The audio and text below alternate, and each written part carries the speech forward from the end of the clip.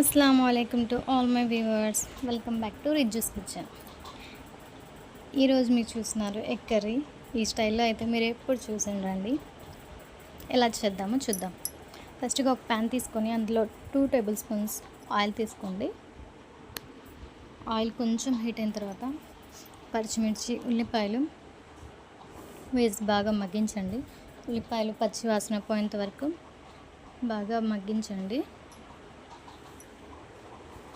ఈ స్టైల్లో ఎప్పుడు చేసి ఉండండి, చాలా బాగుంటుంది. ఏం స్పైసెస్ కూడా మసాలాలు ఏం లేవండి, సింపుల్గా. అందులోనే మగ్గిన తర్వాత టొమాటోస్ వేసి బాగా మిక్స్ చేయండి. టమాటాలని బాగా కదుపుతూ ఉండండి. టమాటాలు కూడా బాగా మగ్గిపోయి గ్రేవీ కన్సిస్టెన్సీలో రావాలండి.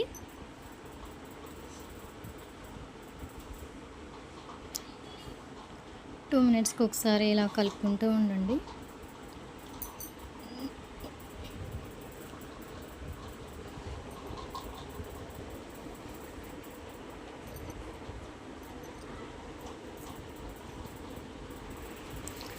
ఇందులోనే ఇప్పుడు కొంచెం ఉప్పు వేయండి, టేస్ట్కి సరిపడా.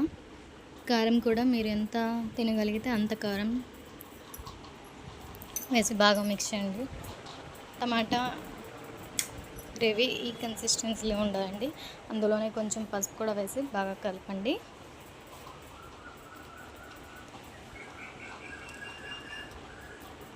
ఇప్పుడు ఇది కొంచెం మగ్గించడానికి మనం ఇందులో కొన్ని వాటర్ వేసుకుందాం. నేనైతే ఒక గ్లాస్ వాటర్ వేస్తున్నానండి.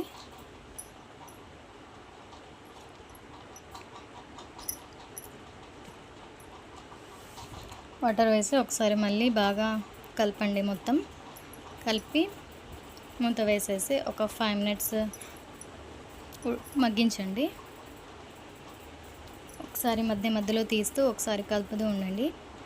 వాటర్ కొంచెం అబ్జర్వ్ చేసుకుందండి. ఇంకొంచెం దగ్గర పడేంత వరకు ఉంచండి.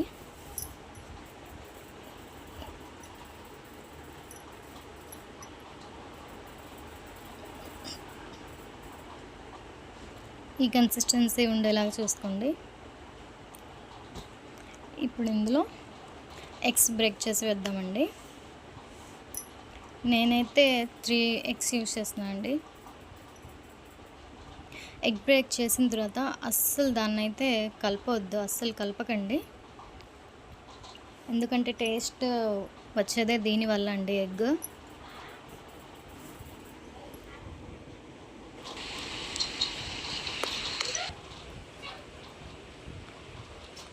ఇలా 3 ఎగ్స్ బ్రేక్ చేసిన తర్వాత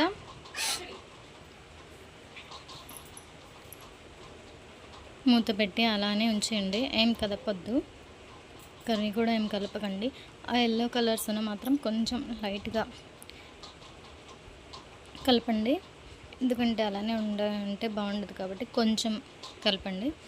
అంతేనండి. ఇంకా మూత పెట్టేసేయండి. ఒక 5 మినిట్స్ తర్వాత చూస్తే ఇలా ఉంటుందండి.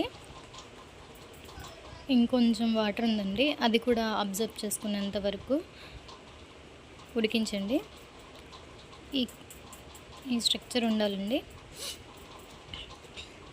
కొంచెం లైట్గా ఎగ్ని మూవ్ చేయండి స్లోగా. 3 ఎగ్స్ని కూడా స్లోగా మూవ్ చేసేయండి. ఓకేనండి,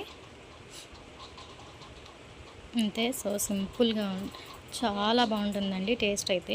దీని మీద కొత్తిమీరతో గార్నిష్ చేసుకుంటే ఇంకా బాగుంటుందండి టేస్ట్.